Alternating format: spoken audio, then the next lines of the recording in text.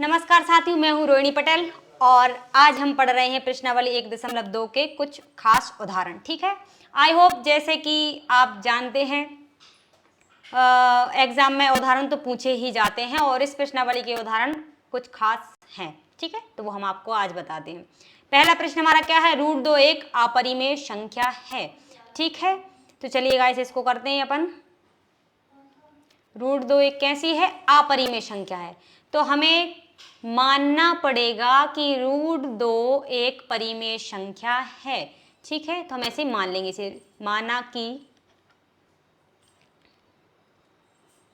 √2 एक परिमेय संख्या है। क्या है, परिमेय संख्या है, ऐसे मानना पड़ेगा। मैथ है, देखो भाई मानना तो पड़ेगा ही। ठीक है, अब माना है तो इसको लिखना पड़ेगा। कैसे लिखते हैं, है ना, परिमेय संख्या को लिखते हैं भिन्न के रूप में। भिन्न कैसे लिखते हैं, P/Q के रूप में। ऐसे हमने P/Q के रूप में लिखा, और जब P/Q एक ये भिन्न के रूप में लिखा है तो ऐसे लिखना पड़ेगा P और Q क्षय अभाज्य हैं। कैसी संख्या है ये, क्षय अभाज्य संख्या, अभाज्य संख्या। थोड़ा सा सही बना देंगे हम इसे। ठीक है,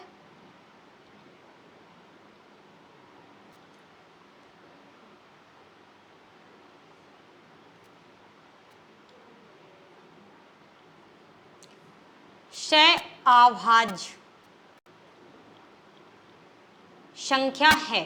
ठीक है, और क्या है, और है ये P और Q दोनों पूर्णांक हैं। कैसे होना चाहिए, P और Q पूर्णांक होना चाहिए। ऐसे लिख लो, पूर्णांक होना चाहिए। ठीक है, और Q हमेशा क्या होता है, कभी 0 के बराबर नहीं होता, तो इसे लिख सकते हैं अपन Q ≠ 0। तो ये हमने ये थोड़ी सी इन्फॉर्मेशन इसके बारे में लिखना पड़ेगा। जब हम मानेंगे कि ये परिमेय संख्या है तो परिमेय संख्या के बारे में कुछ ये महत्वपूर्ण पॉइंट लिखना पड़ेगा। ठीक है, तो हम क्या कर सकते हैं, अब हम त्रियक गुणा कर सकते हैं। ठीक है, त्रियक गुणा कर दें हम।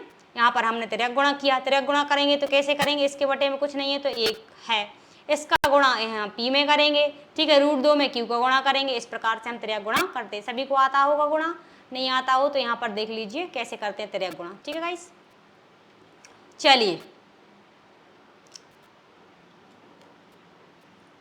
इसका त्रियक गुणा करते हैं तो √2 Q हो जाएगा और ये हो जाएगा P। ठीक है, अब हमारा ये आ गया। अब हम Q को क्या कर सकते हैं, Q के बराबर निकाल सकते हैं। तो Q को हमने यहीं पर रखा और P के बटे में √2 कर दिया। इतना तो आपको समझ में आया। ये हमने क्या कर दिया, स्थान परिवर्तन कर दिया। पहले हमने क्या किया था, त्रियक गुणा किया था। चाहो तो आप यहाँ लिख सकते हो त्रियक गुणा करने पर, त्रियक गुणा करने पर। ठीक है, ऐसे लिख लो, त्रियक गुणा करने पर। त्रियक गुणा किया, फिर इसके बाद क्या किया, स्थानांतरण कर दिया, है ना। 2 को P के बटे में ले गए, Q को वहीं पे रखा। ठीक है, तो अब हम क्या कर सकते हैं, इसको समीकरण 1 नाम दे दीजिए। ठीक है, समीकरण 1। अब समीकरण 1 में क्या करना पड़ेगा, दोनों पक्षों का वर्ग करना पड़ेगा। तो यहाँ पर लिख सकते हो आप दोनों पक्षों का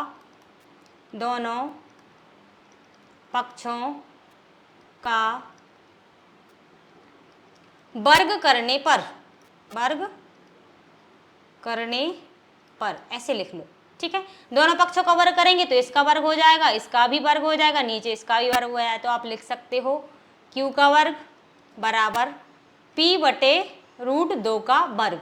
ठीक है, अब इसका वर्ग खुलेगा तो P का वर्ग भी हो जाएगा, √2 का वर्ग कैसे होगा, देखिए हम बताते हैं।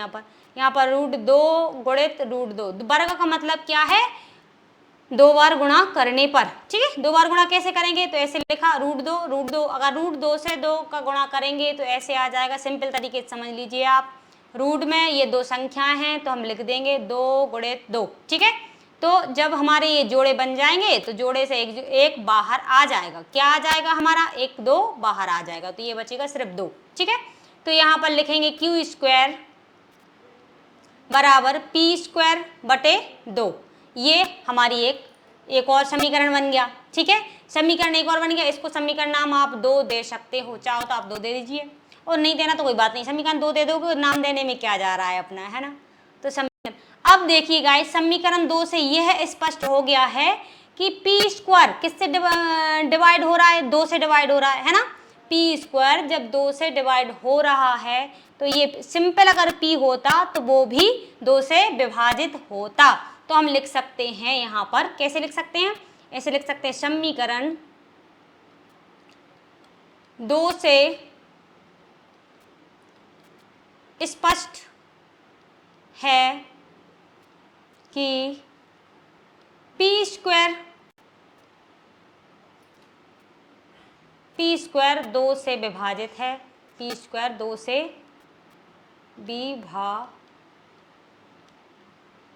P स्क्वायर 2 से विभाजित है तो P भी 2 से विभाजित होगा। हम समझाएंगे कि कैसा हो रहा है। P ऐसे लिख सकते हैं आप, P भी 2 से विभाजित होगा, ऐसे लिख लीजिए आप, विभाजित होगा। ठीक है गाइस, विभाजित होगा। क्लियर? चलिए हम समझाते हैं कि कैसे विभाजित होगा। ये आप समझ रहे होंगे कि कैसे विभाजित हो रहा है, क्या हो रहा है ये। चलिए बताते हैं हम आपको। ये ऐसे हो रहा है, देखिए हमारा कहने का मतलब ये है कि अगर P स्क्वायर 2 से विभाजित हो रहा है तो अगर हम सिंपल P ऐसे लिखते, P/2 लिखते, तो ये भी हमारा 2 से विभाजित होता। कैसे होता? तो देखिए, अगर हम P के स्थान पर कोई सी संख्या मान लें, क्योंकि ये तो पूर्णांक है ना, ये पूर्णांक है, तो पूर्णांक कोई भी संख्या मान लीजिए, असंख्या मान लीजिए, 2 से विभाजित हो सके, तो हम P के स्थान पर अगर 2 रख दें, ऐसे रख दें 2/2, तो ये 2 कट रहा है ना, 2 से 2, है ना। अगर यहाँ पर P स्क्वायर होता तो हम 2 को रखते तो वो 4 हो जाता, है ना, ऐसे 4 हो जाता ना, 4 हो जाता तो 4 ये भी डिवाइड होता कि नहीं होता, है ना। तो ये हमारा कट जाता, इसलिए हमने ऐसा लिखा कि P स्क्वायर 2 से विभाजित है तो P भी 2 से विभाजित होगा। ठीक है, इस प्रकार से आप अपनी लैंग्वेज में लिख सकते हो, यही लिखना है, थोड़ा सा वहाँ से चेंज कर सकते हो। ठीक है, चलिए गाइस अब आगे चलते हैं। तो हमने क्या देखा कि अगर हम समीकरण ऐसे लिख लो, समीकरण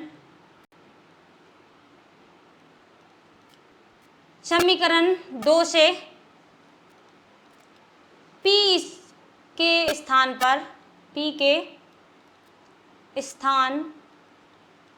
पर समीकरण 2 में लिख लीजिए, समीकरण 2 में P के स्थान पर 2C रखने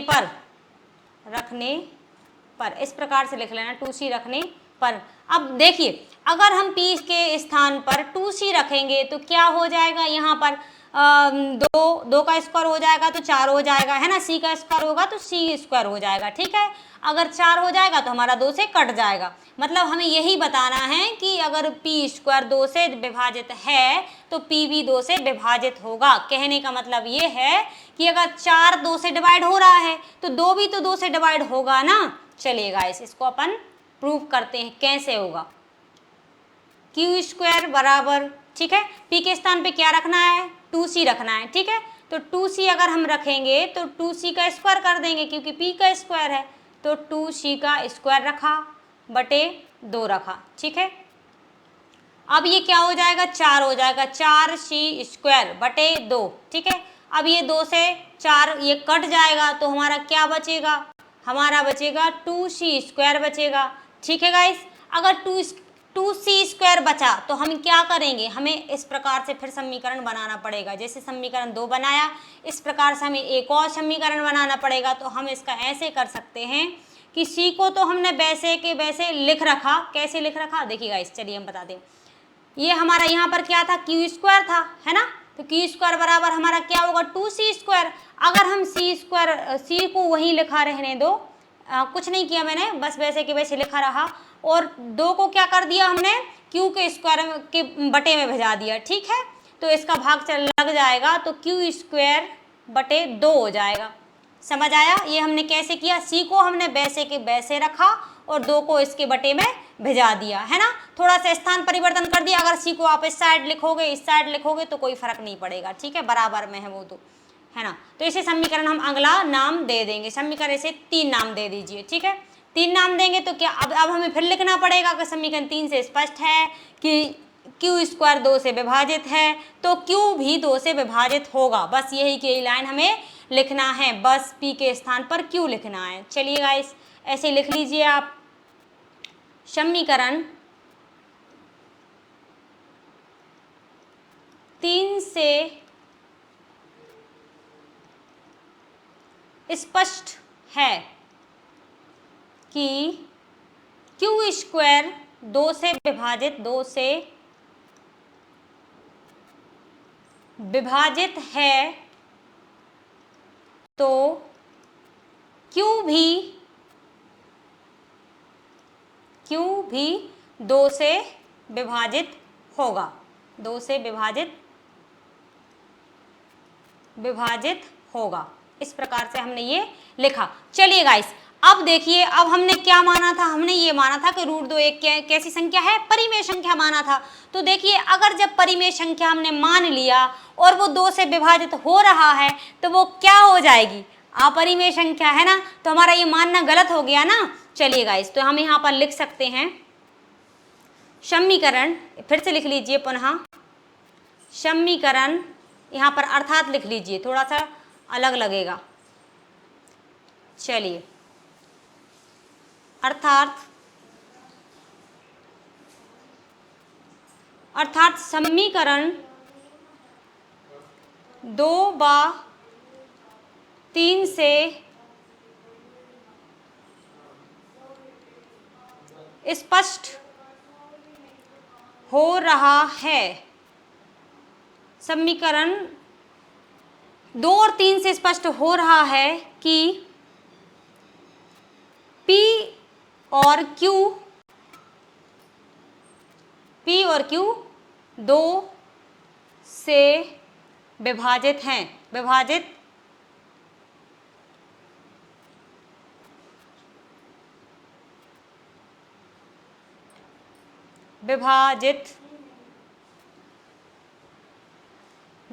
हैं, तो कैसी है ये सहअभाज्य संख्या नहीं होगी। ठीक है, ये सहअभाज्य संख्या नहीं होगी। ऐसे चाहो तो आप लिख लो, वरना ऐसे लिख लो, इसलिए विभाजित है, इसलिए पेज कम पड़ गया शायद, थोड़ा सा हम यहाँ पर लिख सकते हैं। एक लाइन के लिए हमारी जगह कम पड़ गई, तो हम क्या कर सकते हैं गाइस, थोड़ा सा कम में समझ लेना। ठीक है, ऐसे फुल स्टॉप लगाकर, इसलिए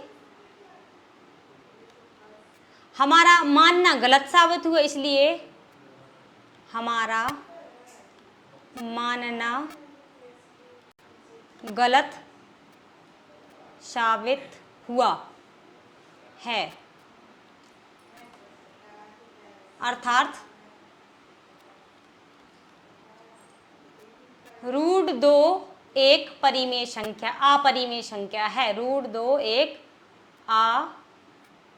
अपरिमेय संख्या है, यही सिद्ध करना था, तो हमने कर लिया। चलेगा, इस एक बार फिर से देख लीजिए स्टार्टिंग से। जैसे इसमें लिखा था √2 एक अपरिमेय संख्या है, तो हमने इसका उल्टा मान लिया कि ये √2 एक परिमेय संख्या है। जब परिमेय संख्या है तो इसे भिन्न के रूप में लिखा, P/Q के रूप में लिखा। ठीक है, P/Q के रूप में लिखा तो हमने लिखा ये सहअभाज्य है। ठीक है, सहअभाज्य है, हमने लिखा P और Q पूर्णांक हैं। ठीक है, और Q कभी 0 के बराबर नहीं होता, हमने ये सब लिख लिया। ठीक है, अब हमने क्या किया, त्रियक गुणा Q को √2 में गुणा किया, इसके बटे में कुछ नहीं है तो 1 है, 1 का गुणा P में किया तो P एकम P हो गया। ठीक है, √2 हो गया, √2 Q हो गया। ठीक है, इस प्रकार से हमने ये लिखा। फिर हमने क्या किया, स्थानांतरण कर दिया, दोनों पक्षों का वर्ग कर दिया। स्थानांतरण तो हमने ऐसे कर दिया, Q को यहाँ पर रखा और √2 को इसके गुणा में था, इसके बटे में भिजा दिया, तो ना एक समीकरण नाम दे दिया। समीकरण चाहो तो दे दो, नहीं दो तो कोई दिक्कत नहीं है। ठीक है, अब हमने क्या किया, दोनों पक्षों का वर्ग कर दिया तो Q² हो गया। ठीक है, P² हो गया, यहाँ पर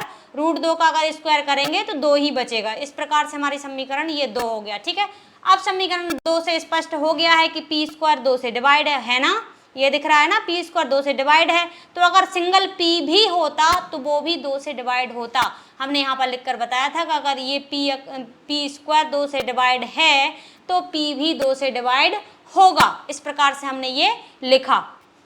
ठीक है गाइस, अब समीकरण 2 में हमने क्या किया, ये P² है, इसके स्थान पर हम ऐसी संख्या मान लेते हैं जो 2 से विभाजित हमारी हो जाए। ठीक है, तो हमने ऐसी संख्या मान ली। ठीक है, अब ऐसी संख्या हमने मान ली तो क्या माना, 2C को माना। अब हमारा पी स्क्वायर क्या होगा 2c स्क्वायर, इसका स्क्वायर करेंगे तो 4c स्क्वायर हो जाएगा। ठीक है, अब ये 2 से कट जाएगा तो क्या बचेगा 2c स्क्वायर बचेगा। अब हमें c का मान चाहिए है ना, तो c को हमने क्या किया, c को हम उस साइड ले गए, बस हमने कुछ नहीं किया, हमने वैसे के वैसे लिख कर रखा है इसे, सी स्क्वायर बराबर क्यू स्क्वायर बटे 2। ये यहाँ पर गुणा में थे तो यहाँ पर अगर सी को हमें बचा के रखना है, बाकी चीज़ें हमने उसके बटे में भिजा दिया, तो क्यू के बटे में हमने 2 को भिजा दिया, बस दोनों का स्थान परिवर्तन कर दिया। इस साइड हम पी को क्यू को लेके आ गए, इस साइड हम सी को लेकर आ गए।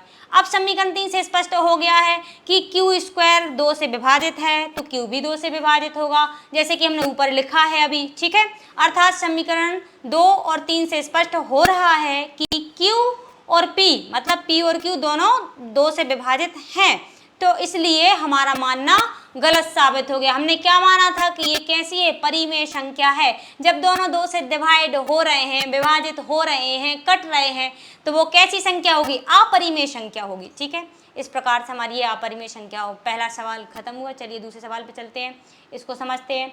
इसमें भी यही है, इसमें भी हम लिखेंगे हल। हल लिखा, ठीक है गाइस, हल लिखा। अब हम क्या लिखेंगे, हमें फिर मानना पड़ेगा √3 है ना, √3 एक अपरिमेय संख्या नाम से ही देखो आपको दिख गया होगा कि जो √3 तो अपरिमेय संख्या है ही, है ना, तो √3 कैसी है, अपरिमेय संख्या। ठीक है, इस प्रकार से हम ये मान लेंगे, माना कि √3 उल्टा मानना पड़ता है, माना कि √3 एक परिमेय संख्या है। क्या है ये, परिमेय संख्या है। इस प्रकार से हमने माना। जब परिमेय संख्या मानेंगे तो इसे कैसे लिखेंगे, भिन्न के रूप में लिखेंगे। भिन्न के रूप में लिखा तो p बटा q के रूप में लिखा। अब p बटे q के रूप में लिखा तो p और q कैसी हैं, क्षय अभाज्य संख्याएं, तो हमने लिखा क्षय अभाज्य संख्याएं हैं। इस प्रकार से हमने ये लिखा, क्षय अभाज्य संख्या हैं। और क्या है, p और q कैसे हैं, पूर्णांक है। ये दोनों कैसे हैं, पूर्णांक है। तो हम यहाँ पर लिख देंगे कि p और q कैसे हैं, पूर्णांक हैं। इस प्रकार से हमने लिखा। और हमें और क्या लिखना पड़ेगा, हमें ये भी लिखना पड़ेगा q कभी 0 के बराबर नहीं होता है, तो q नॉट इक्वल टू 0। इस प्रकार से हमने थोड़ी सी इसके पॉइंट लिख लिए। ठीक है, अब हम क्या करेंगे, तिर्यक गुणा करेंगे, है ना, इसका तिर्यक गुणा कर दें। यहाँ पर कुछ नहीं है तो 1 है, 1 का गुणा p में हो जाएगा, है ना, q को गुणा √3 में हो जाएगा। तो हम यहाँ लिखेंगे तिर्यक गुणा करने पर, तिर्यक गुणा करने पर। इस प्रकार से हमने लिखा, करने पर तिर्यक गुणा करेंगे तो क्या हो जाएगा, √3 q हो जाएगा। यहाँ पर p है ही। अब हमें q के बराबर लिखना है तो q बराबर लिखा हमने, q बराबर p। अब यहाँ पर ये √3 गुणा में है तो बटे में, यहाँ पर बटे में पहुँच जाएंगे। ठीक है, ये डिवाइड हो जाएगा p का, है ना, ये हो गया। ठीक है, ऐसे समीकरण हम चाहें तो एक नाम दे दो, नहीं चाहें तो कोई बात नहीं। अब लिखेंगे हम दोनों पक्षों का वर्ग करने पर। समीकरण 1 में लिख लो, नहीं लिखना तो नहीं लिखो, चाहो तो लिख भी लो, ऐसे लिखो दोनों पक्षों। अब क्या करेंगे, दोनों पक्षों का वर्ग करने पर, इस प्रकार से लिखा तो क्या हो जाएगा, क्यू स्क्वायर, देखो ऐसे हो जाएगा, इसका वर्ग हुआ। ठीक है, अब p बटे √3 का वर्ग हो जाएगा, है ना, तो इसको कैसे खोलेंगे हम, p का स्क्वायर तो हो ही जाएगा, है ना। p कैसे लिखते हैं, p गुणित p, ऐसे लिखते हैं ना, p गुणित p, इसकी पावर 1 है, इसकी पावर 1 है, दोनों जुड़ जाएंगे। आधार समान है तो गुणा में घातें जुड़ जाती हैं। और आप समझोगे कि ये कैसे आया तो हमने बता दिया, p गुणित p, p पे कुछ नहीं लिखा तो मतलब 1 की पावर है। अगर आधार समान होते हैं गुणा में तो घातें जुड़ जाती हैं, तो 1 और 1 क्या हो गया, 2 हो गया, तो p स्क्वायर हो गया। ठीक है, अब √3 है, √3 का स्क्वायर करेंगे तो 2 बार फिर लिखेंगे, √3 गुणित √3। अगर ये होगा तो कैसे हो जाएगा, सिर्फ 3 बचेगा। कैसे बचेगा कि इस रूट से ये रूट खत्म हो जाता है। ठीक है, कैसे हो जाता है हम बताते हैं। चलिए, ये एक रूट में लिखा जाएंगे, √3 गुणित 3। ठीक है, इस प्रकार से लिखा जाएंगे, है ना। अगर ये वर्ग से वर्गमूल कट जाता है, वर्ग से वर्गमूल कट जाता है, मतलब इसका स्क्वायर होगा तो ये स्क्वायर से क्या रूट कट जाएगा, तो क्या बचेगा, सिर्फ 3 अकेले बचेंगे ना, 3 ऐसे 3 बचेंगे। इस प्रकार से बचता है क्यू स्क्वायर बराबर p स्क्वायर बटे 3। ये हमारा समीकरण अगला हो गया, इसे हम समीकरण 1 नाम दे सकते हैं। अब देखिए समीकरण 1 से स्पष्ट हो रहा है कि p स्क्वायर 3 से डिवाइड हो रहा है ना। क्या हो रहा है स्पष्ट, p स्क्वायर है 3 से डिवाइड हो रहा है तो p भी 3 से डिवाइड होगा। तो हम लिख सकते हैं समीकरण 1, यहाँ लिख लीजिए। थोड़ा सा आप क्या करेंगे, कम कम लिखेंगे क्योंकि पेज नहीं बचता, ठीक है, बोर्ड की कमी है। समीकरण 1 से स्पष्ट हो रहा है कि p स्क्वायर 3 से विभाजित p स्क्वायर 3 से विभाजित है तो p भी 3 से विभाजित होगा, p भी 3 से विभाजित होगा। इस प्रकार से हमने लिखा, ठीक है, होगा ना, क्योंकि p के स्थान पर हम क्या रख देंगे, ऐसी संख्या रख देंगे जो 3 से हम काट सके, ठीक है। तो अगर हम p के स्थान पर क्या रखेंगे कि हमारा ये कट जाए, तो हम 3 रखेंगे p के स्थान पर, तो ये तीतर का 9 हो जाएगा। तो तीतर का 9 मतलब कट गया, है ना। अगर हम 3 भी रखेंगे तो भी हमारा 3 से 3 कट जाएगा, ठीक है। इस प्रकार से हमने रखा। अब हम रख सकते हैं समीकरण विभाजित होगा, इस प्रकार से लिखा। अब हम लिखेंगे समीकरण 1 में p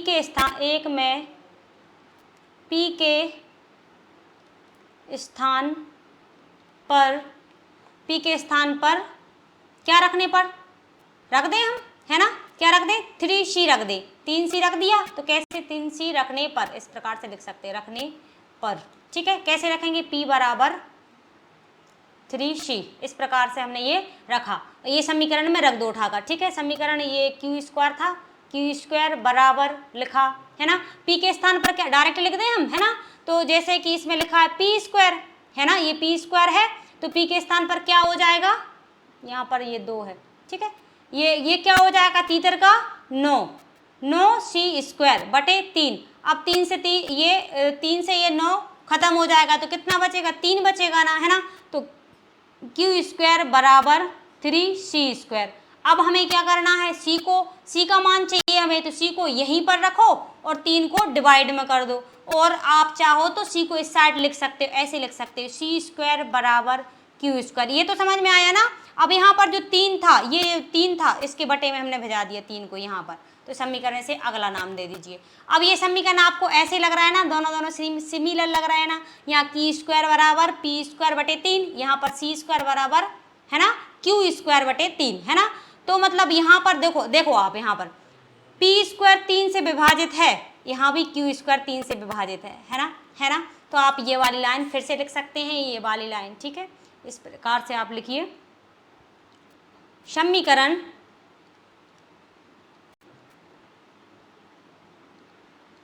समीकरण 2 से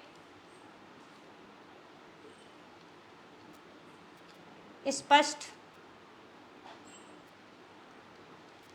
हो रहा है, समीकरण 2 से स्पष्ट हो रहा है कि q स्क्वायर 3 से विभाजित है तो q भी 3 से विभाजित होगा, q भी 3 से विभाजित होगा। इस प्रकार से हमने लिखा, 3 भी, q स्क्वायर भी 3 से विभाजित होगा, ठीक है गाइस। ये हमने यहाँ पर लिखा होगा। राइटिंग गड़बड़ आ रही है लेकिन थोड़ा समझना भावनाओं को, ठीक है।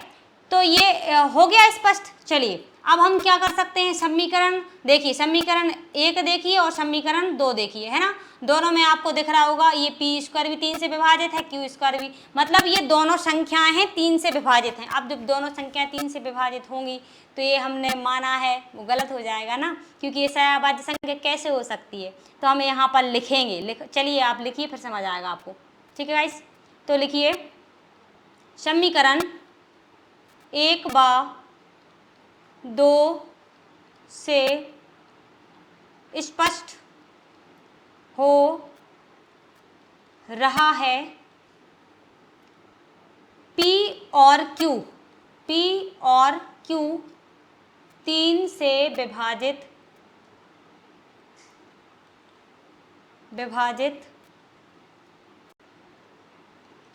हो रहे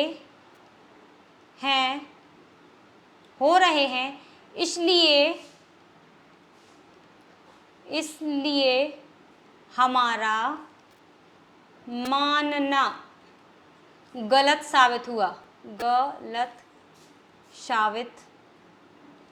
हुआ। ठीक है, गलत साबित हुआ ना।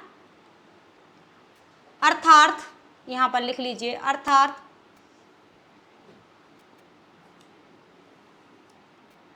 यहाँ पर ये पेज कम बचा है, सॉरी। अर्थात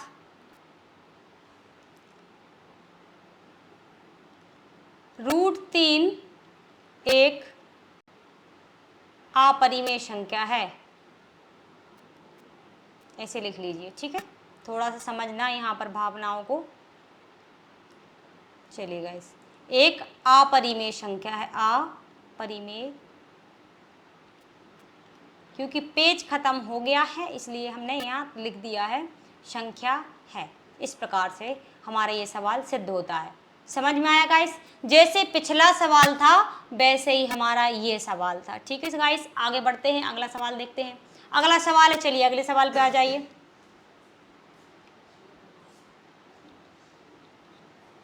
हल, इसमें लिखा है दर्शाइए कि 5 - √3 एक अपरिमेय संख्या है। तो आप देख के ही समझ गए होंगे कि ये सवाल पिछले जैसा ही लगभग है। कैसे है? इसमें √3 देखकर आप पहचान गए होंगे कि ये √3 एक अपरिमेय संख्या है, तो है ही। ठीक है, अब बचा 5, तो 5 एक पूर्णांक संख्या है, तो हम इसका कुछ ना कुछ तो कर ही लेंगे। चलिए फिर मान लीजिए, माना कि, फटाफट मानिए, माना कि 5 - √3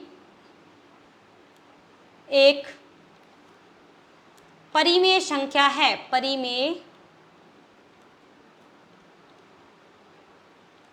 संख्या है। ठीक है गाइस, ये हमने माना। जब हम ये मानेंगे तो हमें भिन्न के रूप में भी लिखना पड़ेगा, तो 5 - √3 बराबर P/Q। ठीक है, अगर ये लिखा तो हमें ये भी लिखना पड़ेगा कि P और Q कैसी हैं? क्षय अभाज्य संख्या है, क्षय अभाज्य संख्याएं हैं। इस प्रकार से हमें लिखना पड़ेगा, अभाज्य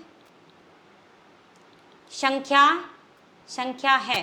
ठीक है, और क्या है? P और Q क्या है? P और Q दोनों कैसे हैं? पूर्णांक हैं, तो ये भी लिख लीजिए, है ना। और क्या पॉइंट रह गया? Q के कभी बराबर 0 नहीं होता है, तो इसे लिख सकते हैं Q ≠ 0। इस प्रकार से हमने लिख लिया। चलिए गाइस, अब क्या करते हैं? हमें क्या करना पड़ता है? त्रियक गुणा करना पड़ता है। तो त्रियक गुणा करने से पहले हम क्या कर लेते हैं, है ना, इसको करते हैं हम 3 को यहीं पर रखते हैं और 5 को हम क्या करते हैं, 5 का हम पक्षांतर कर देते हैं। ठीक है, तो आप इस प्रकार से लिख लेना, -√3 बराबर, ठीक है, इस प्रकार से हम लिखेंगे -√3 बराबर P/Q। और हमने क्या किया, 5 को अगर हम उस साइड ले जाएंगे तो ये चिन्ह बदल जाते हैं। ठीक है, ये प्लस का है तो क्या हो जाएगा, -5 हो गया। माइनस के जब 5 होगा इस प्रकार से हो जाएगा हमारा। ठीक है, अब हम क्या करेंगे, इसको एक बार और लिख लीजिए, √3 बराबर P-5/Q। इस प्रकार से ये हमारा हो गया। चलिए अब आप पहचानिए कि √3 कैसी है, अपरिमेय संख्या है ना। और ये हमारी क्या है, ये पूरी हमारी परिमेय संख्या है। इसे चाहो तो आप समीकरण 1 नाम दे सकते हो। ठीक है, कैसे? अब हम लिख सकते हैं, समीकरण 1 से स्पष्ट हो गया है कि √3 एक अपरिमेय संख्या है और ये हमारी कैसी है, P-5/Q, ये हमारी परिमेय संख्या। इस प्रकार से आप लिख सकते हो। चलिए लिख लीजिए, समीकरण 1 से स्पष्ट हो रहा है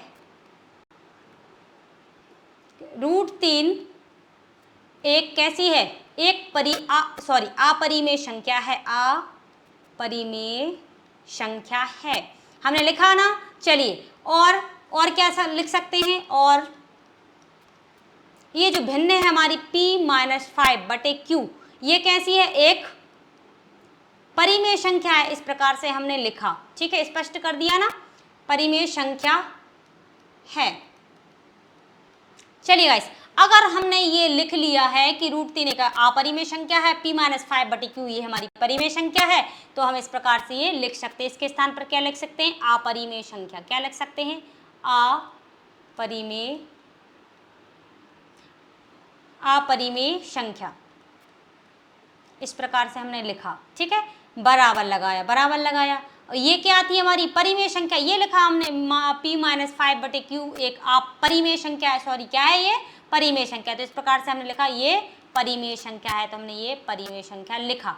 ठीक है, परिमेय संख्या है, ये लिखा। ठीक है, चलिए अब हमें ये बताइए कि परिमेय संख्या और अपरिमेय संख्या कभी बराबर होती हैं? नहीं, ये कभी बराबर नहीं होती हैं। तो हम यहाँ पर क्या लगा देंगे, नोट का साइन लगा देंगे। ये लगा दिया हमने, अपरिमेय संख्या नॉट इक्वल टू परिमेय संख्या, ये कभी बराबर नहीं होती, हमने स्पष्ट कर दिया। चलिए यहाँ पर लिख लीजिए आगे, अर्थात मत लिखिए, ऐसे लिख लीजिए, फिर देखेंगे अगर अर्थात की जरूरत होगी तो लिख लेंगे अपन। चलिए, बिना अर्थात के काम चल जाएगा हमारा। ठीक है, इसलिए समीकरण 1 से स्पष्ट हो गया है। समीकरण 1 से क्या स्पष्ट हो गया है कि ये परिमेय संख्या और अपरिमेय संख्या कभी बराबर नहीं होती है, तो हमने लिख लिया। इसलिए समीकरण 1 से स्पष्ट हो गया है कि, ऐसे लिख लो चाहो तो, परिमेय संख्या अपरिमेय संख्या कभी बराबर नहीं होती। नहीं चाहो तो आप ये लिख लीजिए, समीकरण 1 से स्पष्ट हो गया है कि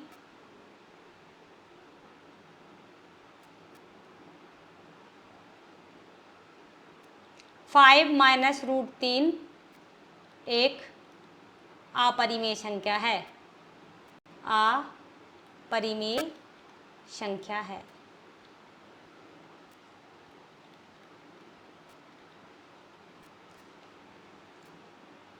या फिर ऐसे लिख लीजिए, समीकरण 1 से स्पष्ट हो गया, हमारा मानना गलत साबित हुआ। ऐसे भी लिख चाहो तो आप थोड़ा सा यहाँ पर इरेज करके फिर से लिख सकते हो, ऐसे लिख लीजिए, ज़्यादा बेटर रहेगा। इसलिए सॉरी, कुछ ज़्यादा ही मिट गया, फिर से लिख देते हैं कि यहाँ पर क्या था, यहाँ पर था हमारा अपरिमेय संख्या, अपरिमेय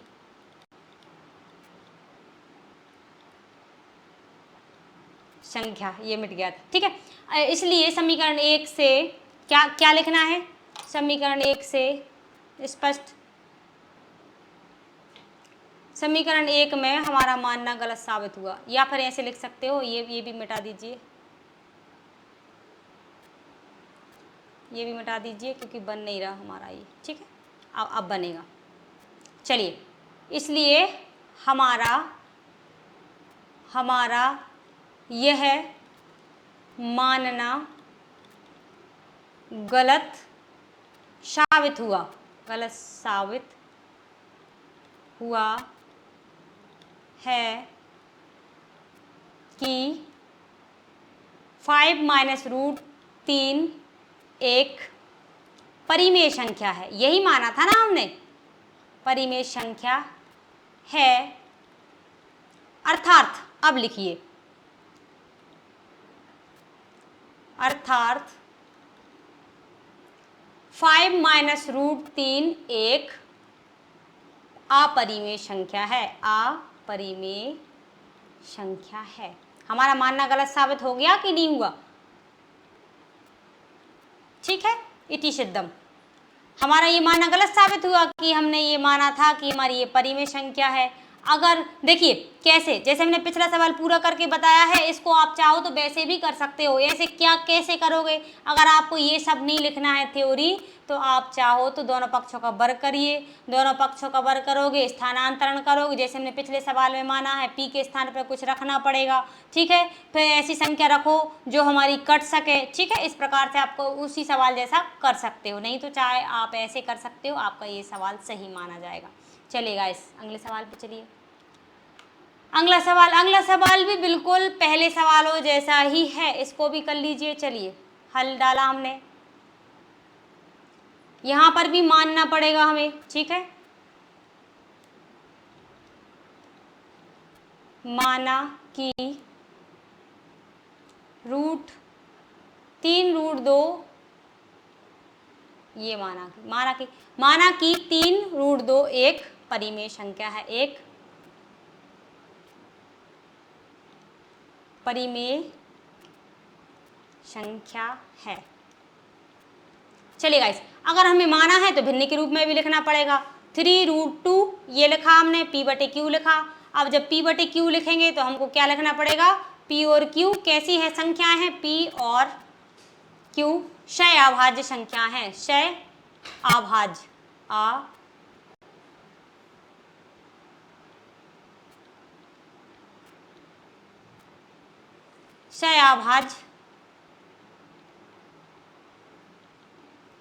संख्या है। इस प्रकार से लिखा हमने। और क्या लिखना पड़ेगा, p और q कैसी हैं, ये दोनों पूर्णांक भी हैं, होना चाहिए। कैसे होना चाहिए, ये पूर्णांक होना चाहिए। q के बराबर कभी 0 नहीं होना चाहिए, तो q नॉट इक्वल टू हमने ये 0 लिखा। इस प्रकार से हमने थोड़ी सी इन्फॉर्मेशन लिखी, पहले सवाल जैसा ही है बिल्कुल। चलिए गाइस, आप चाहो तो ये खुद भी कर सकते हो, ठीक है, पर हम बता देते हैं। चलिए, अब हमें क्या करना पड़ता है, √2 हमारा हमने पहचान लिया, ये हमारी कैसी है, अपरिमेय संख्या है, तो हम √2 को यहीं पर रखेंगे और 3 का पक्षांतर कर देंगे, त्रियाक गुणा कर देंगे, ठीक है। तो इस त्रियाक गुणा करेंगे तो √3 यहाँ पर आ जाएगा। तो इस प्रकार से हमारा ये हो जाएगा √2 बराबर p/q तो है ही, q के स्थान q के गुणा में क्या आ जाएगा, 3 आ जाएगा। इस प्रकार से हमारा ये आ गया। तो ये हमारी अपरिमेय संख्या बन गई, ये हमारी परिमेय संख्या बन गई। फिर से हम लिख सकते हैं समीकरण 1, ठीक है। अब लिख सकते हो आप समीकरण 1 से स्पष्ट हो रहा है कि √2 एक अपरिमेय संख्या है, अपरिमेय संख्या है। इस प्रकार से आप लिख सकते हो, संख्या है। और ये भी लिख सकते हो, इस भिन्न को भी लिखिए आप, p/3q एक कैसी है, ये भिन्न हमारी परिमेय संख्या है। कैसी है ये, परिमेय संख्या है, परिमेय संख्या है। इस प्रकार से हमने लिखा, ठीक है। अगर हमने ये लिखा तो हमें इसके स्थान पर क्या लिखना पड़ेगा, ये अपरिमेय संख्या लिखा हमने, अपरिमेय संख्या लिखा ना, ठीक है। इस प्रकार से हमने लिखा अपरिमेय संख्या, ठीक है। बराबर लगा तो बराबर लगाया। अब इसके स्थान पर क्या लिखना पड़ेगा, परिमेय संख्या, तो हमने ये परिमेय संख्या लिखा। इसको यहाँ पर लिख लीजिए, परिमेय संख्या, ठीक है,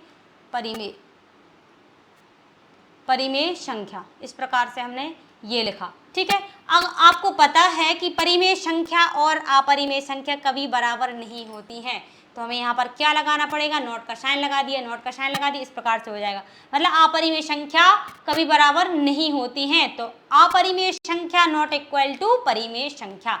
इस प्रकार से हम लिखेंगे। अगर हमने इस प्रकार से लिखा है तो आगे भी लिखना पड़ेगा कि समीकरण 1 से स्पष्ट हो गया है, हमारा मानना ये गलत है, ऐसे लिख सकते हैं। इसलिए ऐसे लिख लीजिए, इसलिए